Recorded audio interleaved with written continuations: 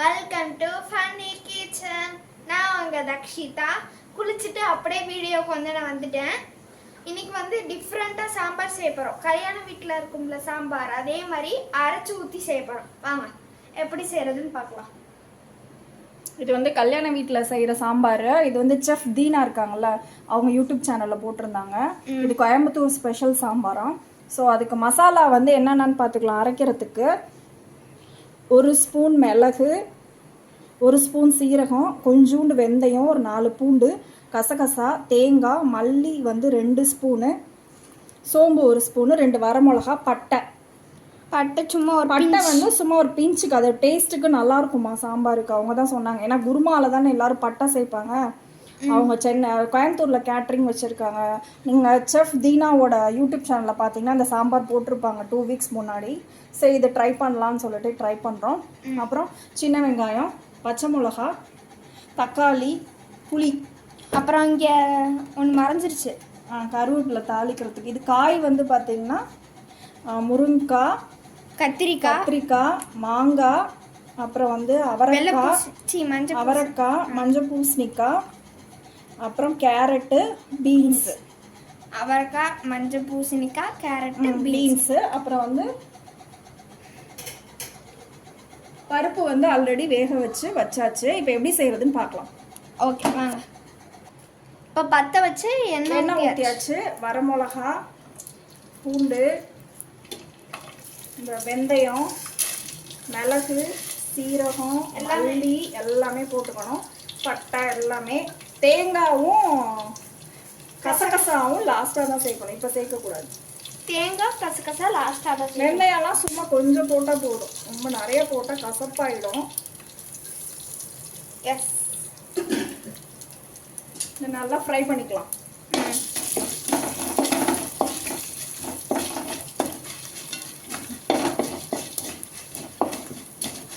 மல்லி வாசனை வருதா? வருது. கொஞ்சமா கருவேப்பிலை, கொஞ்சமா சின்ன வெங்காயம். சின்ன வெங்காயம் லாஸ்ட்டாக தாளிக்க வேற போடணும், அதனால இப்போ கொஞ்சம் சின்ன வெங்காயம் கொஞ்சம் நிறைய வெட்டி வச்சுக்கோங்க. இப்போ வதக்கும் போல போட்டுக்கணும், அப்புறம் தாளிக்கும் போல சேர்க்கணும். சின்ன வெங்காயம் ஃப்ரை ஆகணும். டீப் ஃப்ரைலாம் ஆகக்கூடாது, அப்படியே ஷாலோ ஃப்ரை தான்.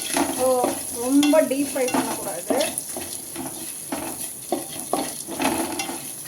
இந்த வெங்காயம் எல்லாம் 1-2 வதங்கிட்டு இருக்கா. வதங்கிட்டு இருக்கையிலே இந்த தேங்காவும் கசகசாவும் போட்டுறணும். இதோ இந்த மாதிரி ஸ்டேஜ் அப்போ தேங்காயும் கசகசாவும் போட்டு நல்லா ஃப்ரை பண்ணணும். தேங்காய் அவங்க திருவி போட்டாங்க, நான் திருவி அப்படியே போட்டேன். இது ரொம்ப வதங்கக்கூடாது. வதங்கினா அந்த தேங்காய் ஸ்மெல் வந்துடும், ஆயில் ஸ்மெல் வரும். இப்படி ஷாலோ ஃப்ரை பண்ணால் போதும்.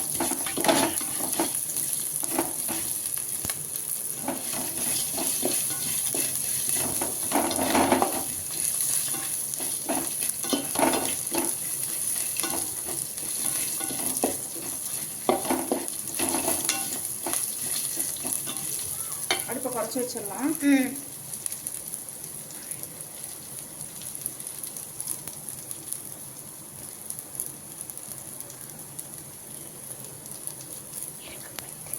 சரி, இப்போ வதங்கிடுச்சா? இந்த ஃப்ரைக்கு வதங்கினா போதும், ரொம்ப டீப் ஃப்ரைலாம் வேணாம். அடுப்பை ஆஃப் பண்ணிட்டு நம்ம சாம்பாருக்கு தேவையான சாம்பார் தூள் இதிலே போட்டுக்கலாம். அடுப்பை ஆஃப் பண்ணிட்டு தான் போடணும், அடுப்பு ஆன்ல இருக்கும்போது போடக்கூடாது. எஸ், அடுப்பை ஆஃப் பண்ணிட்டு இது சேர்த்துக்கோங்க. இதை ஒரு ஃப்ரை பண்ணணும். இந்த மாதிரி இருக்கணும், தூள் மாதிரி. எப்படி இருக்கு பார்த்தியா? தூள் மாதிரி இருக்கா? இது அப்படியே மிக்சியில் போட்டு மசாலாலாம் ஒட்டாமல் அப்படியே வரும். அப்படிதான் இருக்கும். இதை அப்படியே ஆற வச்சுட்டு மிக்சியில் போட்டு அரைச்சிட்டு இப்போ சாம்பார் செய்ய ஆரம்பிக்கலாம். காயெல்லாம் வேக போட்டு அந்த சாம்பார் ப்ரிப்ரேஷன் ஸ்டார்ட் பண்ணலாம்.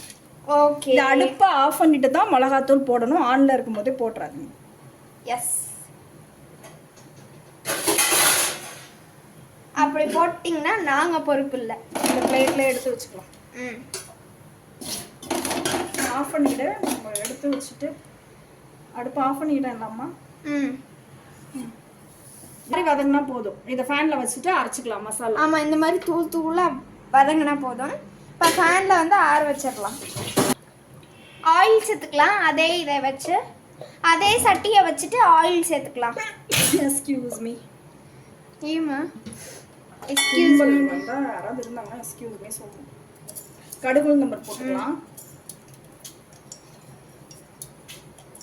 கடுகு போட்டு இப்போ கொஞ்சம் கருவேப்பிலை.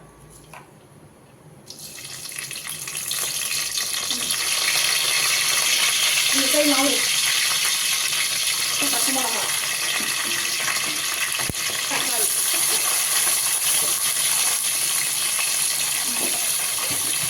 வதக்கிக்கலாம். எல்லாம் சாம்பாருக்கு ஃபஸ்ட்டு வெங்காயம் தானே போடுவோம். ஆனால் இதில் தக்காளி தான் போடணும். ஏன்னா வெங்காயம் நம்ம அதில் சேர்த்துட்டோம்ல. அதனால தக்காளி போட்டு நல்லா ஃப்ரை பண்ணணும். தக்காளி நல்லா மசிக்கணும். மசித்தோடனே காயெல்லாம் போட்டு வேக வச்சிடலாம். லாஸ்ட்டாக வெங்காயம் போட்டு தாளித்து கொட்டணும். நம்ம அரைக்கிறதுல வேற வச்சுருக்கோம்ல. அந்த மிக்சி ஜாரை கழுவு அந்த சட்னி எடுத்து ஒரு துணிக்கில் வச்சுட்டு அதை அரைச்சிதான். இன்னைக்கு மழை கொட்ட போது இருட்டிட்டு வருது இன்னைக்கு நல்லா. கோயம்புத்தூர்ல இருந்து மழை பெய்ஞ்சு ரொம்ப நாள் ஆச்சு. சம்மர் மாதிரி வெயில் அடிக்குது.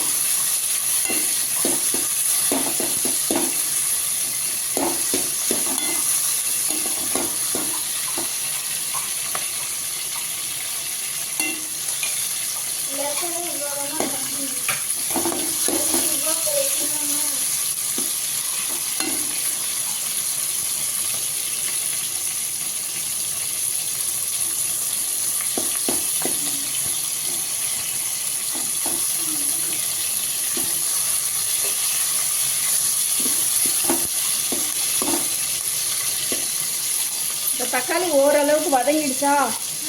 இப்போ எல்லா காயும் இதில் போட்டுக்கலாம்.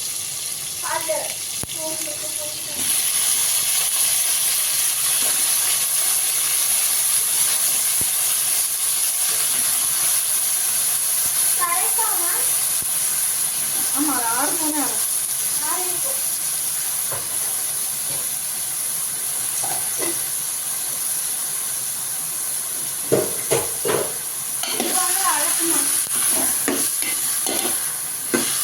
மாங்காய் கொட்டை லாஸ்ட்டாக போட்டுக்கலாம். கொதிக்கும் போது மாங்காய் கொட்டை லாஸ்ட்டாக போட்டுக்கலாம்.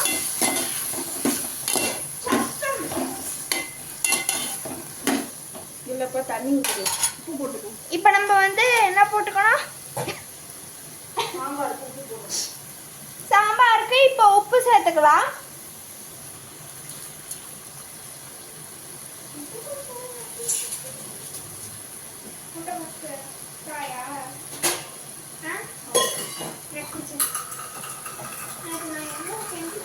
உப்பு போட்டுட்டு இல்லை தண்ணி ஊற்றி காய வேக வச்சிடணும். உப்பு போட்டு தண்ணி ஊற்றி காய எடுத்து வேக வச்சிடலாம்.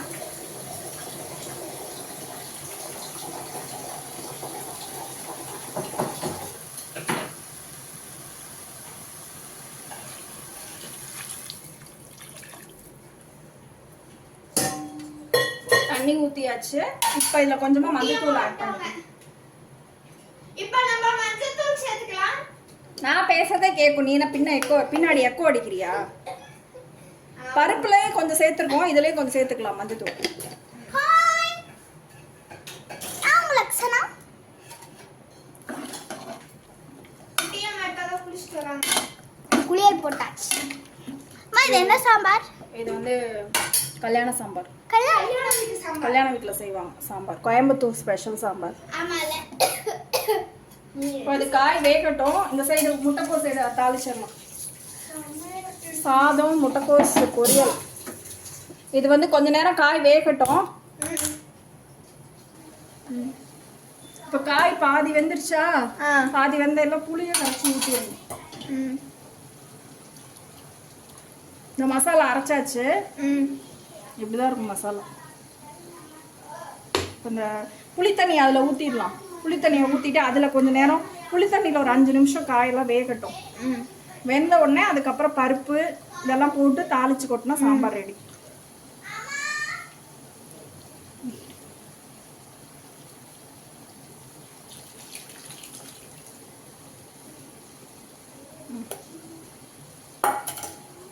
முட்டைக்கோஸ் காய் எங்கள் வீட்டில் இன்னைக்கு.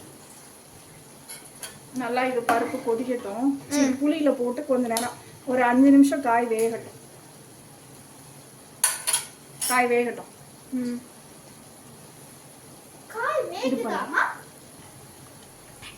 வேகட்டும்டி.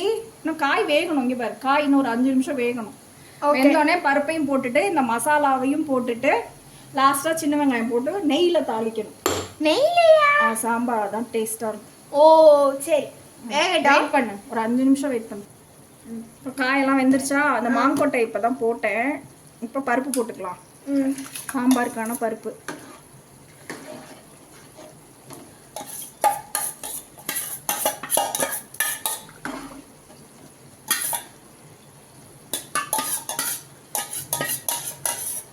ரொம்ப டேஸ்டா இருக்கும் போல.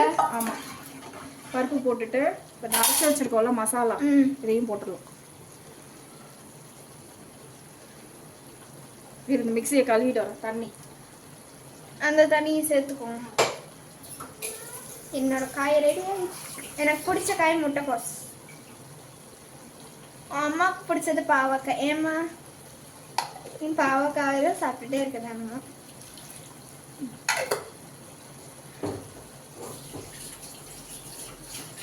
எல்லாம் போட்டாச்சா? ஒரு கிண்டி கிண்டி உள்ள சாம்பார் ரெடி.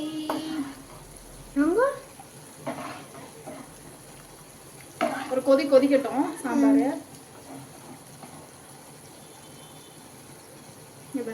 வாசம் பத்தியா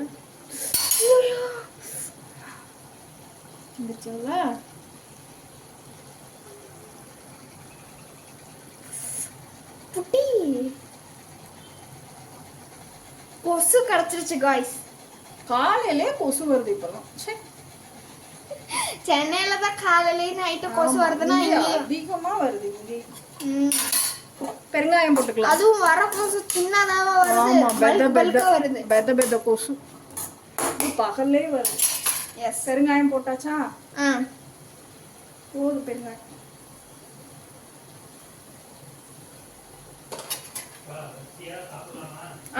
No 2 minutes ready.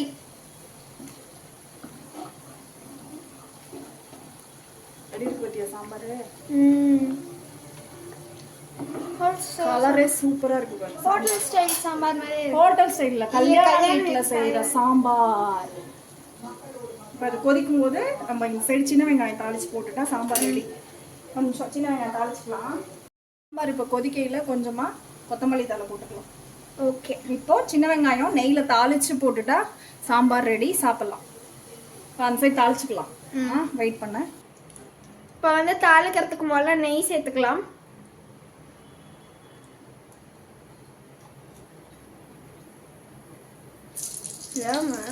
நெய் வரமாட்டேங்குது, கெட்டியா ஒட்டிக்கிச்சு. நெய் போட்டுட்டு அதெல்லாம் கருவேப்பிலை. நெய் வாசம் அடிக்குது. ஆமா, சின்ன வெங்காயம்.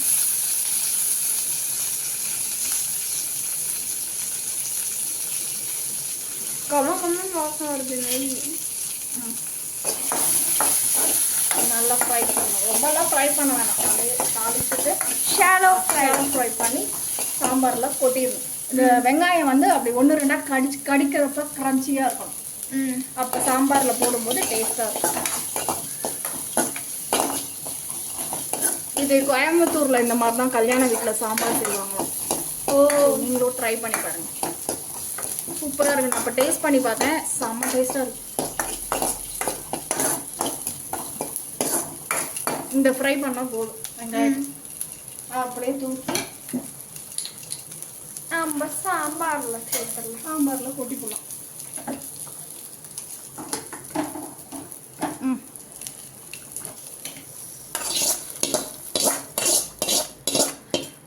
சாம்பார் ரெடி. இதை கொஞ்சம் அப்படியே ஊற்றிக்கலாம். நெய்யெல்லாம் இருக்கும்ல.